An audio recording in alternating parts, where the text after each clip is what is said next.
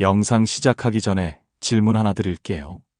만약 내일 당장 이사를 가야 한다면 여러분은 어떤 기준으로 집을 고르시겠어요? 지금부터 여러분께 충격적인 이야기를 하나 들려드리겠습니다. 60대 이후에는 많은 분들이 한 번 이상 이사를 고민하게 됩니다.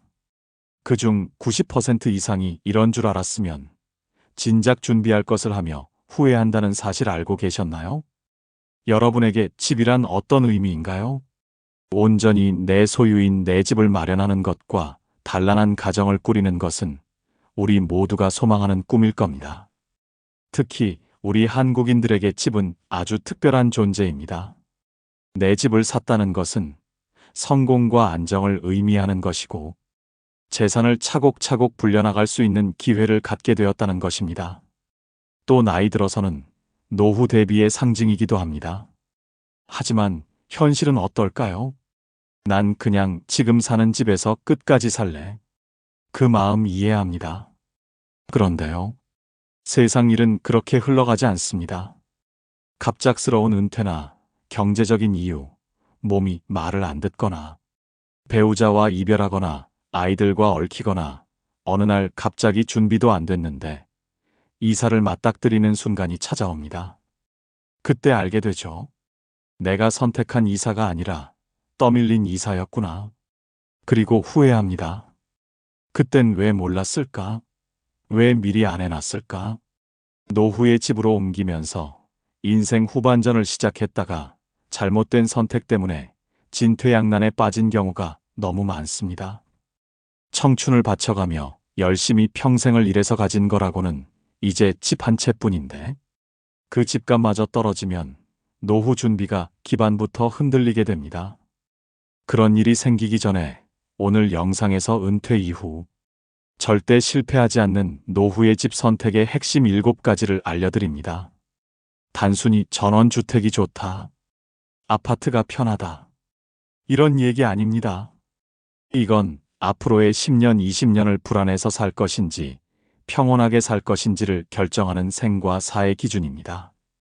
그리고 영상 마지막에는 여러분이 지금 당장 사용할 수 있는 상황별 노후 주거 체크리스트도 준비해 두었습니다. 절대 놓치지 마세요. 오늘 주제가 마음에 드신다면 구독과 좋아요 눌러주세요. 첫 번째 기준. 우리나라 사람들은 평수가 신분인 줄 착각합니다. 노후에는 절대 눈높이 쫓아가면 안 되는 집이 있습니다. 바로 나이가 들어서 무리한 대출을 받으면서까지 평수를 넓혀가는 것입니다. 보통 우리가 집 이야기를 할 때 몇 평이야? 이런 얘기를 하죠. 그런데 여기서 놀라운 사실 하나 알려드릴게요. 국토부에서 표준을 세우기 위해 지정한 기준을 보면 1인당 4평 정도입니다. 4인 가족이면 16평인 겁니다. 어때요? 충격적이지 않나요? 우리는 보통 4인 가족이 한 30평, 40평 정도 사니까 사용되지 않는 잉여 공간이 무려 24평이나 되는 거예요. 거의 절반 이상이 비효율적인 공간인 셈이죠. 그런데 사람들은 이 평형이라는 것을 사회적 신분 혹은 자기의 어떤 등급으로 착각하는 경우가 많습니다. 저는 이걸 평수 신분론이라고 부릅니다. 잠깐 여러분 지금 당장 자기 집을 한번 둘러보세요. 내가 실제로 점유하고 있는 면적은 그렇게 넓지 않습니다. 공용으로 쓰는 것이라고 하는 화장실을 빼고 내가 실제 사용하고 있는 공간은 내가 앉아 있는 책상, 내가 누워서 잠자는 침대 등 정말 몇 평 이상 쓰지 않습니다. 집에서 많은 부분을 내가 점유를 하지 않고 다른 짐들이 점유를 하고 있는 겁니다. 결국은 짐에 공간을 다 내주고 나는 굉장히 좁은 면적에서 정말 웅크리고 사는 거예요. 그럼에도 꼭 넓은 평수에 살아야 되는 이유가 있을까요? 특히 자식이 결혼하고 아들, 딸, 손자들이 오면 집이 넓어야 되지 않을까 생각해서 넓은 평수로 이사를 결심하는 분들이 많습니다. 그런데 말씀드리고 싶어요. 요즘 자식들은 명절 때 오랜만에 집에 와도 자고 가지 않는 경우가 많습니다. 실제 통계를 보면 명절 부모님 댁에서 숙박하는 자녀의 비율이 지난 10년간 30% 이상 감소했다고 합니다. 가까운 숙박시설에서 자는 게 편하다며 아침에 와서 제사 지내고 본인 집으로 가거나 여행을 떠나는 경우가 많다는 거예요. 시대가 많이 변했습니다. 자식이 자고 갈까봐 빚까지 내서 노후의 넓은 평수로 이사가는 것은 신중히 생각해 보시길 바랍니다. 실제로 제가 상담했던 한 어르신은 이런 말씀을 하시더라고요. 아들 결혼한다고 30평에서 50평으로 이사했는데 1년에 아들이 집에 오는 날이 손에 꼽을 정도야. 그런데 관리비는 매달 2배로 나와. 이게 뭐 하는 짓인지 모르겠어. 또 다른 사람들이 집을 사고 팔아서 시세 차익으로 큰 돈을 벌었다는 말을 듣고 나도 뒤쫓아서 대출받아 집을 샀다가 쪽박 차는 경우가 얼마나 많은지 아시나요? 노후에 땅을 치고 후회하면서 아파트 분양권을 지금이라도 팔 수 있냐고 물어보는 어르신들이 정말 많습니다. 집은 늘리는 것보다 줄이는 것이 행복합니다. 그래서 전문가들은 말합니다. 노후에 가장 좋은 집 크기는 18평에서 25평. 25평이면 방 2개, 화장실, 거실, 부엌 나옵니다. 전문가들은 이 25평 정도가 노후의 삶에 가장 적절하다고 입을 모아 말합니다. 주변의 건축업에 종사하는 지인분의 실제 이야기입니다. 한 번은 65세 김씨 부부가 45평 정도 집을 짓겠다고 찾아왔는데 설계를 9개월 동안 하면서 이런저런 얘기를 하다 보니 이거는 꼭 필요하세요? 물어보면 사실 필요 없는데요. 그래서 덜어내고 그렇게 해서 집을 45평에서 20평으로 줄여드렸다고 합니다. 놀라운 건 그 김씨 부부가 나중에 이런 말씀을 하셨다는 거예요. 20평 집에 살아보니까 오히려 더 아늑하고 관리하기 편해요. 45평으로 지었으면 청소하다가 죽었을 거예요. 주변의 공인중개사 지인에게 물어보면 이젠 나이 60만 넘어도 큰 평수 말고 소규모 주택이나 작은 평수 아파트를 찾는 사람들이 정말 많다고 합니다. 큰 평수는 나이 먹으니까 관리하기가 너무 어렵다는 거죠. 기억하세요. 집은 늘리는 것보다 줄이는 것이 행복합니다. 줄이는 건 크기를 줄이는 게 아니라 스트레스를 줄이는 것이 먼저입니다. 두 번째 기준. 노년의 강남은 이곳입니다.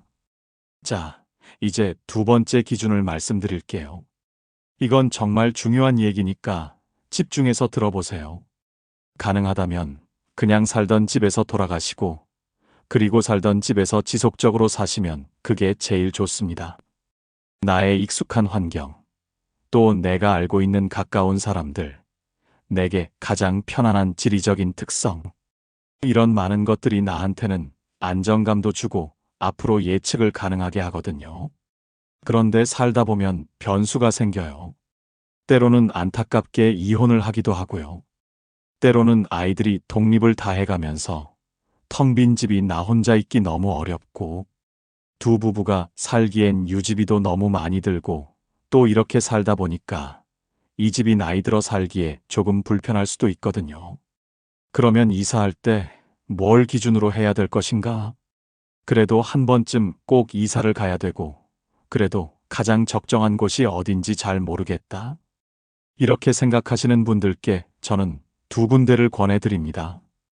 돈이 있는 분과 평범한 분들로 나눠서 말이죠. 먼저 돈이 있는 분들은 백화점 근처로 가세요. 솔직히 말씀드릴게요. 돈이 있는 분들은 그냥 아무데나 사세요. 왜냐고요? 아무데나 살아도 자식들도 열심히 찾아오고 심지어 모르는 사람들도 찾아와서 도와달라고 하니까요. 그러니까 항상 사람들이 그 집에 넘치기도 할 거고 필요한 건 사람 불러서 하면 되는 거거든요. 그래도 이사를 꼭 가야 된다면 백화점 근처 가시길 권해드려요. 백화점은 기본적으로 원스톱입니다. 다 있어요. 문화센터도 있고요. 먹을 것도 있고 살 것도 있고 윈도우 쇼핑할 것도 있고 주변에 인프라도 너무 잘 돼 있습니다. 대부분 백화점 주변에는 지하철이 있거나 아니면 버스 정류장이 그 앞에 있고 그래서 내가 필요한 대부분의 것들이 그 안에 있고 짧은 동선으로 모든 것들을 이용할 수 있어요. 백화점을 권해드리고요. 평범한 분들은 복지관 근처로 가세요. 그런데 대부분은 우리가 뭐 그런 돈이 있겠습니까?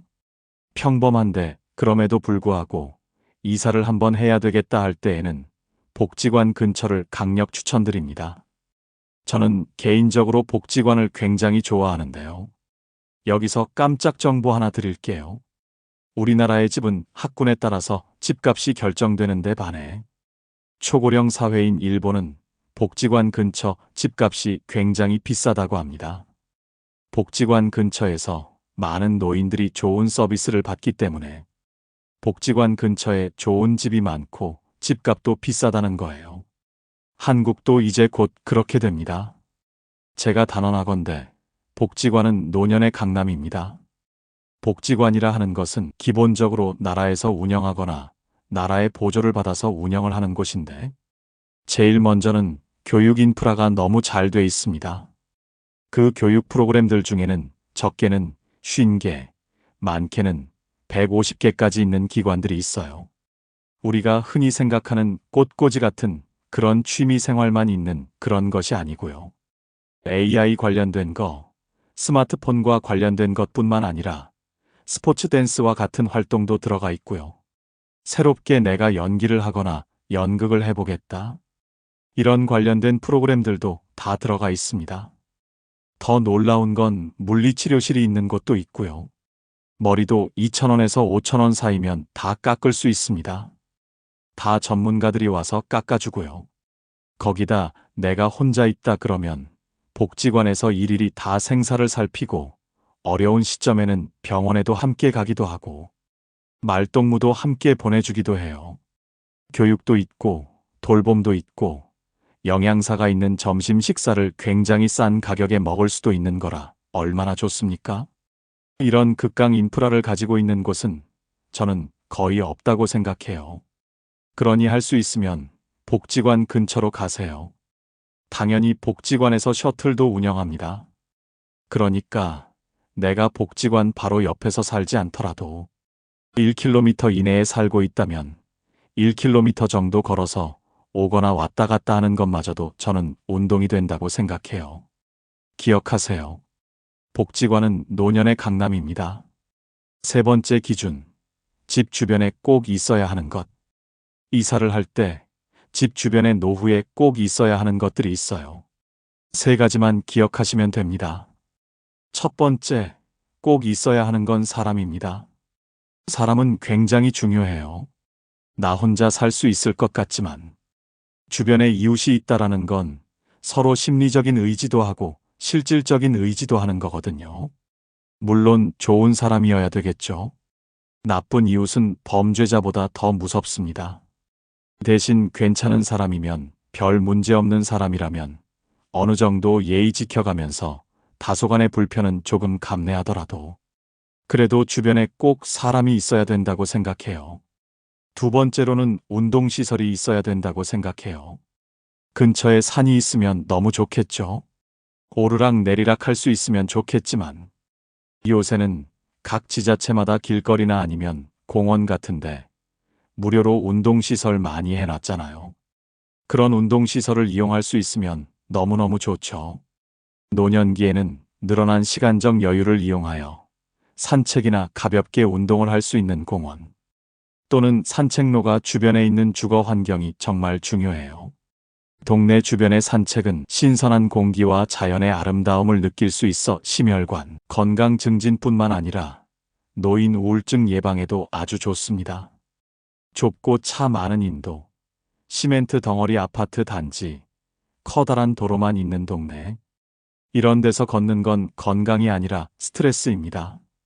하지만 나무가 많은 산책로, 호수가 있는 공원, 벤치에 앉아 햇볕, 쬐을 수 있는 쉼터가 있는 동네라면 걷는 게 의무가 아니라 기쁨이 됩니다.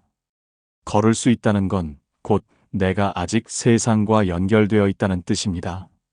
사람들과 마주치고 자연을 느끼고 천천히 하루를 정리하고 이게 바로 우리를 사람답게 살게 해주는 시간이에요.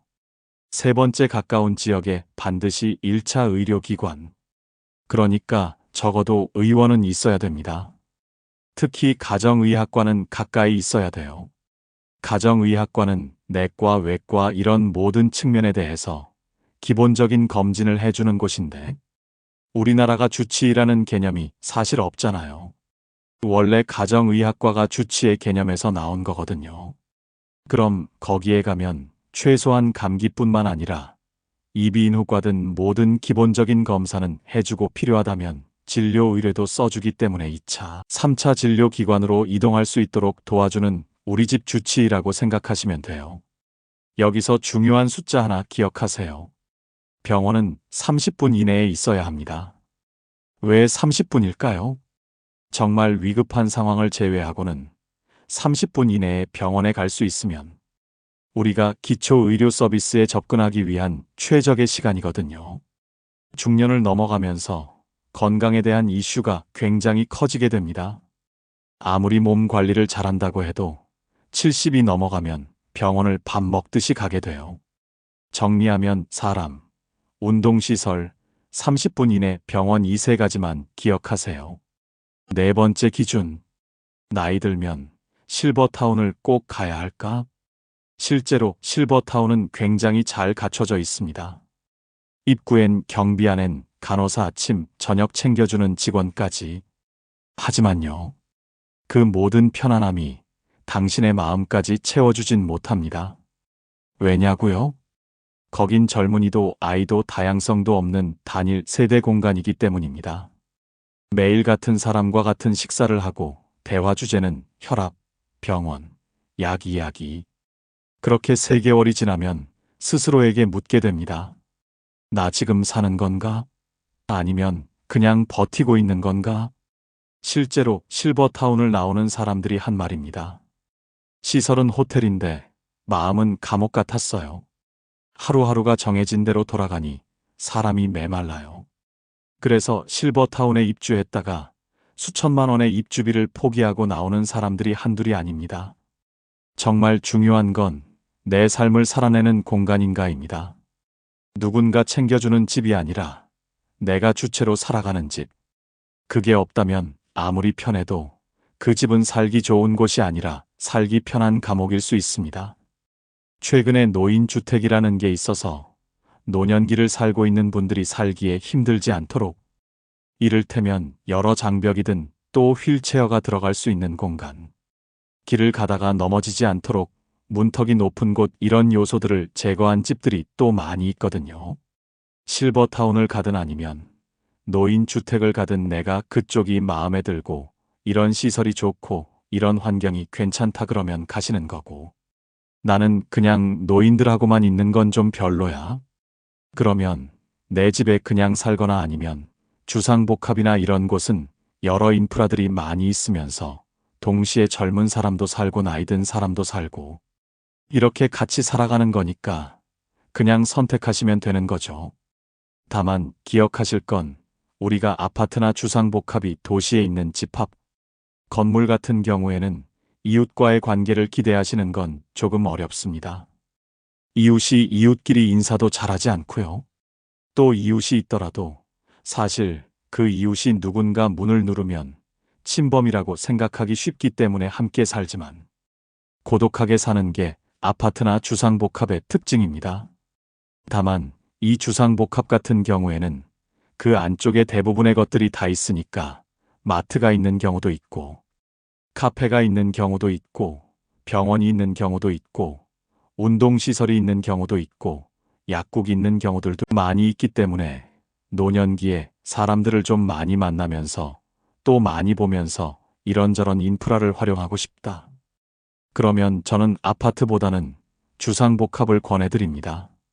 초고령 사회인 일본이 고독사로 골머리를 앓고 있지만 한 아파트 단지는 지난 12년 동안 고독사가 한 건도 발생하지 않아서 대안으로 주목받고 있습니다.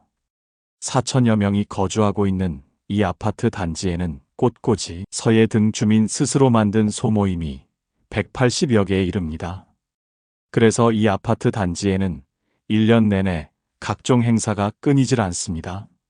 아파트 관리도 주민 스스로 맡아서 하는데 의외로 거주하는 노년층에게 수입이 되기도 합니다. 또 단지는 인정 네트워크를 촘촘히 구성해서 서로의 일상을 챙겨줍니다. 이 사례로 얻을 수 있는 교훈은 어쩌면 나이 들어서는 주변 사람들과 교류하며 서로를 챙겨줄 수 있는 곳에 살아야 한다는 겁니다. 5번째 기준. 전원주택 덜컥 샀다가 망하지 말고 바케이션 집부터. 아파트 좋아하는 분들은 난 뭐래도 아파트야. 전원주택 좋아하시는 분들은 역시 노후에는 전원주택이지. 이렇게 말씀하실 거예요. 저는 다 좋다고 생각해요. 할 수 있으면 2채가 다 있었으면 참 좋겠습니다. 그런데 이를테면 저 같은 사람은 전원주택은 가기가 조금 어려워요. 왜냐면 도시에서 너무 오랫동안 살았고요. 무엇보다 벌레를 무서워하고 바깥에서 무슨 소리가 나면 저는 청각이 되게 예민한 편이라 바스락 소리만 나도 잠을 못 잡니다. 저 같은 겁쟁이는 전원주택 가서 살 수가 없어요. 하지만 우리가 전원주택에 대해서 굉장한 로망을 가지고 있잖아요. 얼마나 아름다워요? 산세 좋고 또 공기 좋고 잔디 깔려 있고 그 다음에 새소리가 아침마다 들리고 그렇게 가끔 뒤에 있는 산에 산책을 나가고 진짜 아름다운 전경이 펼쳐지는데 문제는 전원주택은 결국 관리해야 된다는 겁니다. 나이 들면 전원주택에서 살고 싶어 하는 사람들이 많이 있습니다. 제 지인 이정호 씨도 퇴직하고 산 좋고 물 좋은 곳에 그림 같은 집을 짓고 살았답니다. 그 전에 이정호 씨와 나눈 얘기가 있었습니다. 자식들은 돈이 필요할 때마다 전화하고 집에 들락거리는 아들 꼴 보기 싫어서 모두 정리해서 우리 아내 평생 소원인 전원주택 지어서 살 거다. 우리 아내가 전원 생활이 로망이거든. 그런데 요새는 전원주택이 로망이 아니고 노망이라고 하는 우스갯소리가 있다고 합니다. 그때 저는 반대했습니다. 우리가 안 늙는다고 생각하냐? 지금은 체력이 되고 처음인 전원 생활에 대한 부푼 마음도 있고 자식에게서 좀 멀어지고 싶은 마음에 모든 것을 다 할 수 있을 것 같지만 살아보면 그게 말처럼 되지 않을 거라고 전원주택 생활은 정말 신중해야 한다고 조언해 주었습니다. 그 관리는 여러 차원에서 발생할 수가 있는데 잔디 깔려 있는 집에 잔디가 예쁘려면 그 잔디를 가꾸는 사람은 거의 씻겨 먹고 살아야 돼요. 잔디를 누리지는 못합니다. 가꿀 뿐이죠. 그리고 전원주택이라고 하는 건 결국 주택이 고장나면 고쳐야 되는 거고요. 그래서 내가 서울 도심의 아파트에 살던 분들은 관리실에 연락하면 관리실에서 직원이 나와서 이래저래 고쳐주고 도와주고. 하지만 전원주택 같은 경우에는 내가 알아서 그게 태양광이 됐든지 아니면 전기가 됐든지 아니면 배선이 됐든지 화장실이 됐든지 간에 사람을 불러야 되는데 사람을 부르는 것도 시간이 꽤 걸리고요. 또 불러서 매번 하자면 돈도 많이 들고 이래서 내가 이것저것 좀 고쳐보고자 하지만 고치는 게 내가 잘 고치고 이런 사람이 아니면 이 세상에 다재다능한 사람들이 많지 않잖아요. 그래서 유튜브 보고 이렇게 저렇게 막 고치는데 나중에 더 커지고 더 문제가 생겨서 진짜 큰 공사가 되는 경우도 많이 있거든요. 시골에서 태어나서 시골 생활이 얼마나 힘든지 아는 사람은 공감하실 텐데요. 특히나 짠돌이 짠순이가 시골에 귀농귀촌하면 기름이나 가스가 아까워서 전기장판 하나 깔고 추위에 벌벌 떨면서 겨울을 지내는 경우도 많답니다. 전원주택 짓는다고 산 좋고 물 좋고 평수가 넓은 곳을 찾아갔는데 감당이 안 돼서 추위에 떨다가 건강만 잃고 돌아오는 것입니다. 제가 아는 이정호 씨는 결국 전원 생활을 2년도 채우지 못하고 미련 없이 시골 생활을 청산하고 나왔습니다. 해결해야 할 문제는 관리뿐만이 아니었어요. 전원주택을 지을 때부터 집성촌이라 주민 텃세 때문에 정말 힘들었다고 합니다. 나이 지긋한 사람들이 이유 없이 험한 욕을 하는 경우도 있고 공사 차량이 마을을 지나가지 못하도록 각종 장애물로 막아놓는 것은 일상다반사였다고 합니다.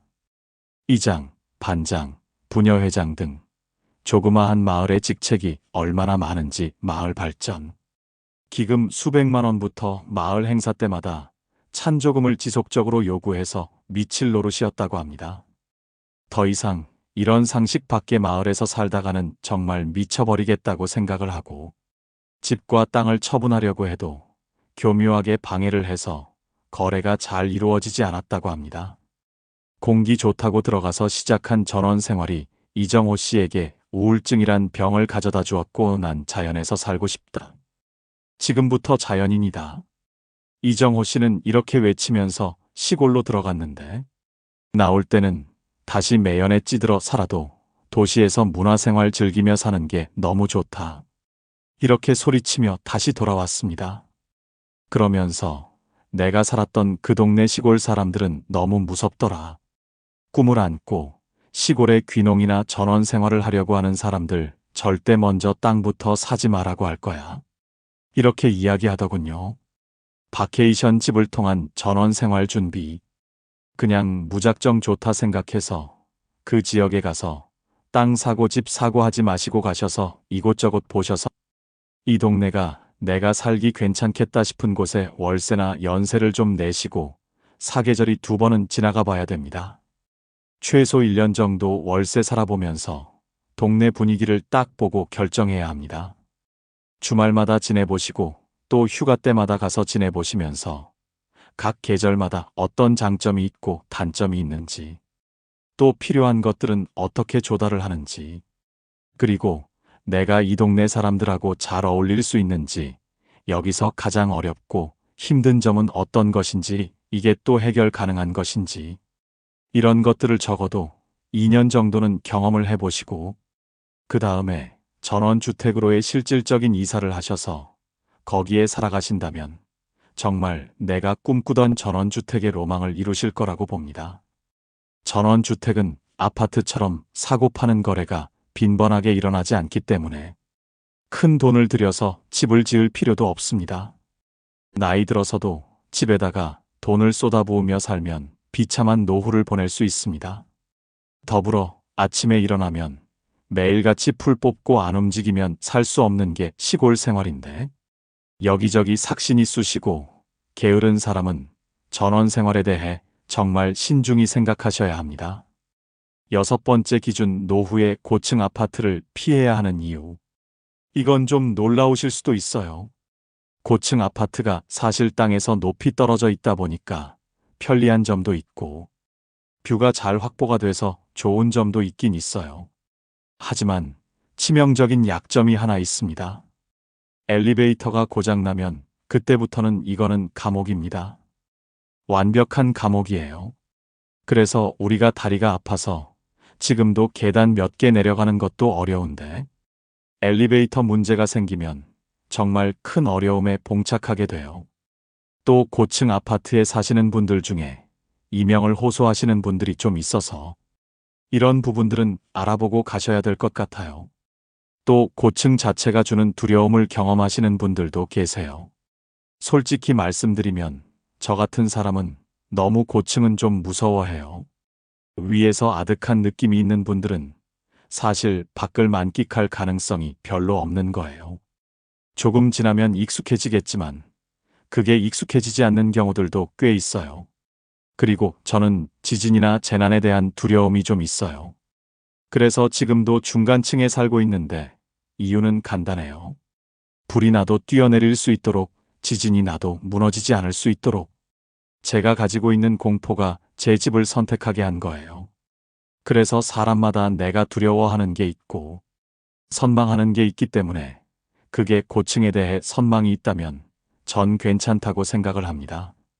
대신에 살아보다 보면 이런 점이 있는데 이걸 내가 경험할 수도 있겠지만 그 전에 여러 후기들을 좀 찾아보셨으면 좋겠어요.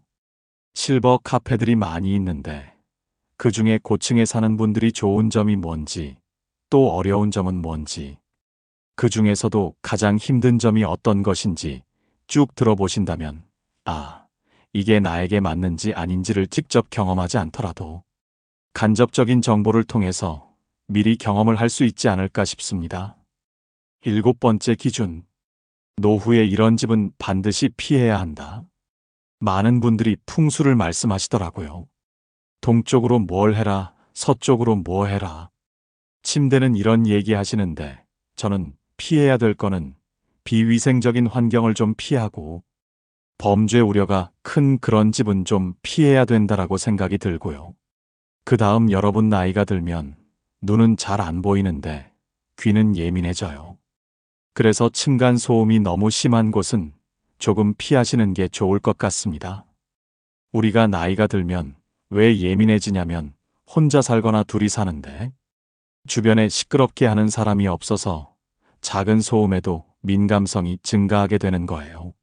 원래 민감한 사람일 수도 있겠지만 민감성이 증가하는 데다가 우리가 보통 외로움이라고 하는 건 보통 혐오를 가져옵니다. 혐오는 그냥 만들어지는 게 아니고요. 혼자 머물다 보면 혼자 생각하고 혼자 판단하고 다른 사람에 대해서 배려할 여지를 또 갖지 못하고 이러다 보면 배타성이 커져요. 그 배타성이 때로는 층간소음과 같은 불편한 상황과 맞닥뜨리면 그 사람이 나를 공격한다고 생각하거나 나를 무시한다고 생각합니다. 그러면 오히려 방귀 낀 놈이 성낸다고 시끄럽게 해놓고서는 나한테 이렇게 무례하게 해? 그러면서 윗집하고는 다음 생에도 안 만날 것처럼 아주 공격적인 관계로 접어들어갈 수 있는데 이게 조금 더 심화되면 이걸 우리가 혐오라고 부를 수 있을 거예요. 그러면 위에 사는 사람이건 아래 사는 사람이건 좋을 게 없거든요. 그래서 가능하다면 우리가 이사를 하게 된다면 아내가 가지고 있는 귀가 민감해질 수 있고 혼자 살기 때문에 오히려 더 예민해질 수 있다는 걸 생각하고 층간소음 같은 경우도 한번 잘 살펴봐야 되지 않나 싶습니다. 60 넘어 이사해야 한다면 이곳으로 가세요. 마지막으로 노후에 새로운 집을 선택할 때 반드시 고려해야 할 핵심 사항들을 정리해 드리겠습니다. 첫째, 노년의 강남 복지관 근처 1km 이내로 가세요. 우리나라의 집은 학군에 따라서 집값이 결정되는데 반해 초고령 사회인 일본은 복지관 근처 집값이 굉장히 비싸다고 합니다. 나는 아직 복지관 다닐 나이는 아니야. 이렇게 생각하시는 분들이 계실지 모르겠습니다. 하지만 지금이야 근처에 친구들도 있고 아직 왕성하게 일하시는 분들도 계시겠지만 나이가 들면 들수록 우리가 사는 곳에서 배움과 즐거움을 찾기는 힘든 것이 사실입니다. 그러다 보면 나중에는 어디에서 가장 많은 시간을 보내게 될까요? 바로 복지관입니다. 그 이유는 복지관 안에는 교육과 돌봄이 있습니다. 좋은 영양사도 있고 밥도 비싸지 않고 거기에 각종 양질의 교육들이 너무 많습니다. 자원봉사에 참여할 수 있어 보람도 느낄 수 있습니다. 나이 들어 이런 집결된 서비스를 받을 수 있는 곳은 복지관 말고는 찾기 힘듭니다. 물론 돈이 많은 분들은 어디서 배우든 어디서 먹든 부족함이 없겠지만 우리는 그럴 돈이 없습니다.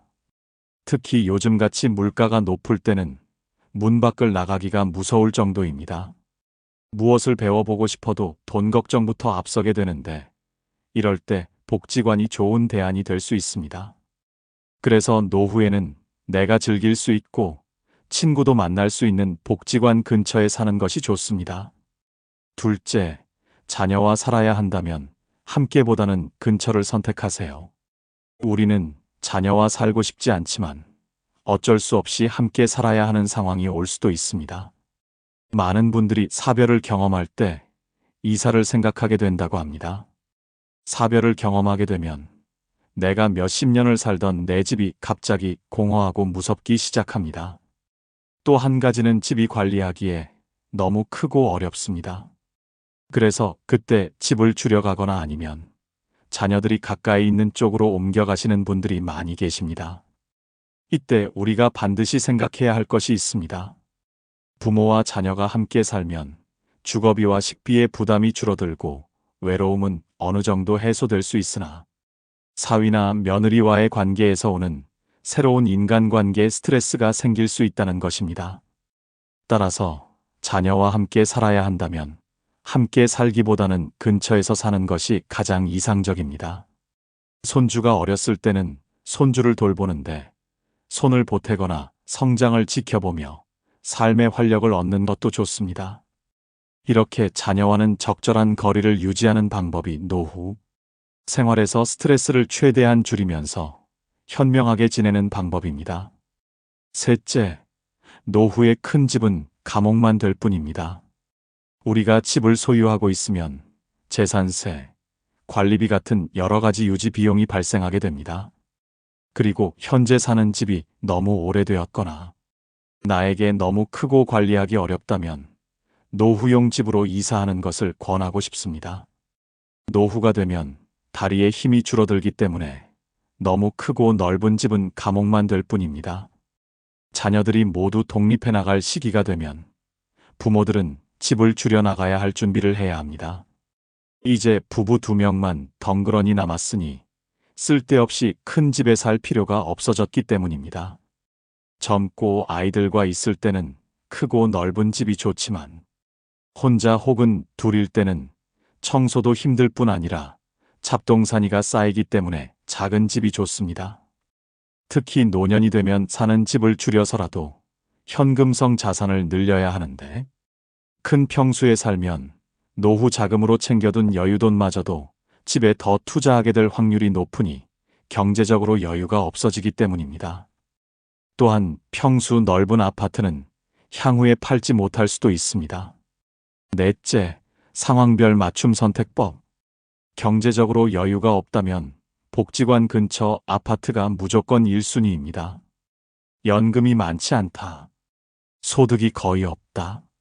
생활비도 빠듯하다면 무조건 복지관 생활권을 중심으로 보셔야 합니다. 그 이유는 단순합니다. 그곳에는 돈이 안 드는 서비스가 몰려있기 때문입니다. 건강에 불안이 있다면 도보 10분 거리에 병원 엘리베이터 있는 집을 보세요. 무릎이 안 좋거나 만성질환이 있다면 1층 혹은 반드시 엘리베이터가 있는 곳을 찾으셔야 합니다. 외로움이 걱정된다면 단지 내 경로당, 문화센터, 주민 모임이 활발한 아파트를 찾으세요. 사람은 외로워지면 생각이 많아지면 몸이 아픕니다. 아직 활동적인 성격이라면 도심형 신축단지 혹은 중소도시 복합단지를 보세요. 이런 분들은 오히려 실버타운보다 젊은 사람들과 섞여 있는 곳이 훨씬 에너지가 좋습니다. 진짜 마지막 집을 고민 중이라면 팔기 쉬운 집 그리고 돌봄을 받고 있는 지역을 보세요. 지금은 멀쩡해도 80세 이후를 대비하셔야 합니다. 혼자 살아도 외롭지 않게 사는 방법. 지금 우리나라 60대 이상 인구 중 혼자 사는 분들의 비율은 25%를 넘어섰고 70대 이상에선 3명 중 1명이 1인 가구입니다. 이건 남의 이야기가 아닙니다. 언젠가 우리 대부분이 혼자 살게 될 수도 있다는 현실입니다. 그렇다면 질문을 바꿔야 합니다. 누구와 살 것인가 아니라 혼자 살더라도 외롭지 않게 살 수 있는 방법은 무엇인가? 1인 가구가 외로워지지 않으려면 혼자 살지만 혼자가 아닌 구조를 만들어야 합니다. 이건 공간이 아니라 관계의 문제입니다. 같은 아파트 단지에 내 이름을 기억해주는 경비 아저씨가 있고 아침마다 마주치는 이웃이 있고 복지관이나 주민센터에 가면 나를 아는 얼굴이 하나라도 있다면 그건 혼자가 아닙니다. 혼자 산다는 건 관계가 단절된 구조 속에서 사는 것이지 진짜 물리적으로 혼자 있다는 뜻은 아닙니다. 자원봉사 모임, 동아리, 복지관 프로그램. 이건 단순한 취미 활동이 아니라 살기 위한 전략입니다. 예를 들어 매주 수요일 복지관 합창단 연습, 동네 도서관 낭독 모임, 마을 신문 만들기 동아리, 걷기 모임, 자전거 모임, 봉사, 나눔 모임 이런 활동에 꾸준히 얼굴을 비추는 것. 그게 심리적 면역력이 되고 어떤 위기에도 내 곁에 누군가 있다는 사회적 백신이 됩니다. 절대 혼자 살면 안 되는 동네가 있습니다. 고립된 전원주택지역 초고층 대단지지만 커뮤니티가 전무한 곳 이웃 간 왕래가 없고 복지관 하나 없는 동네. 이런 곳에서 혼자 살면 몸이 아프지 않아도 마음부터 무너집니다. 특히 고령일수록 내가 아플 때 누가 도와줄 수 있는가? 위급한 상황에서 구조 요청이 가능한가? 이게 생명선입니다. 반대로 아파트 커뮤니티가 활성화되어 있고 경로당, 문화센터, 복지관, 보건소가 도보권에 있고 관리실, 주민센터와 연락망이 잘 연결된 곳. 이런 곳은 혼자 살아도 혼자 같지 않은 삶이 가능합니다. 1인 가구의 노후는 물리적 고립을 막는 것이 아니라 심리적 고립을 막는 싸움입니다. 혼자 살아도 나는 이 사회의 일부다라는 감각만 있으면 그건 충분히 건강한 삶입니다. 집은 무엇보다 사람이 중심이 되어야 합니다. 그런데 우리는 집을 어떻게 생각하냐면 집은 재산에 대한 의미인 겁니다. 이 집이 올라서 나중에 어떤 현금성이 있고 이런 걸 따지다 보면 집이란 건 늘 옮겨야 되는 게 됩니다. 하지만 고도 성장기를 빠져나와 세계 1위의 저출산에 허덕이는 대한민국에서는 부동산 불패 신화가 계속 이어지지 않을 수도 있다는 전망이 속속 나오고 있습니다. 노후에 살 집은 잘 선택하셔야 합니다. 그래야 자산을 보호할 수 있을 뿐만 아니라 삶의 질도 높여갈 수 있기 때문입니다. 여러분에게 이제 집이란 어떤 의미인가요? 이제는 한번 집의 본연의 의미에 집중을 해보셨으면 합니다. 노년의 인생은 보다 자기의 공간에서 생각하는 시간이 늘어날 것입니다. 그 긴 시간을 보내게 될 생애의 마지막 집은 나에게 어떤 의미인지, 나의 노후 생활을 풍요롭게 하는 집은 어떤 집일지 한번 깊이 생각해 보시길 바랍니다. 자, 여러분. 오늘 우리가 함께 나눈 노후주택 선택의 7가지 기준을 정리해 보겠습니다. 첫째, 평수보다는 편리함을. 둘째, 복지관과 백화점 근처를. 셋째, 사람과 운동시설과 30분 내 병원을. 넷째, 실버타운보다는 다양성이 있는 곳을. 다섯째, 전원주택은 충분한 준비 후에. 여섯째, 고층보다는 안전한 층을. 일곱째, 층간소음이 없는 환경을. 이 모든 것들이 결국 하나로 귀결됩니다. 나답게 살 수 있는 집이라는 것으로 말이죠. 집을 고르는 것은 단순히 거주 공간을 선택하는 것이 아닙니다. 나의 마지막 인생 무대를 선택하는 것입니다. 그 무대 위에서 여러분이 어떤 이야기를 써내려 가실지, 그것이 바로 진정한 노후 준비의 시작입니다. 오늘부터라도 늦지 않았습니다. 여러분의 꿈꾸는 노년의 모습을 그려보시고 그에 맞는 집을 천천히 찾아가시기 바랍니다. 급하게 결정할 필요는 없습니다. 하지만 분명하게 준비하시기 바랍니다. 여러분의 황금빛 노년이 정말 빛날 수 있도록 오늘의 이야기가 작은 등불이 되었기를 진심으로 바랍니다. 오늘도 빛나는 인생의 지혜와 함께 해주셔서 감사합니다. 구독과 좋아요는 더 많은 분들에게 도움이 되는 콘텐츠를 만드는 힘이 됩니다. 여러분의 소중한 노후가 더욱 빛나기를 응원하며 다음 영상에서 또 만나 뵙겠습니다.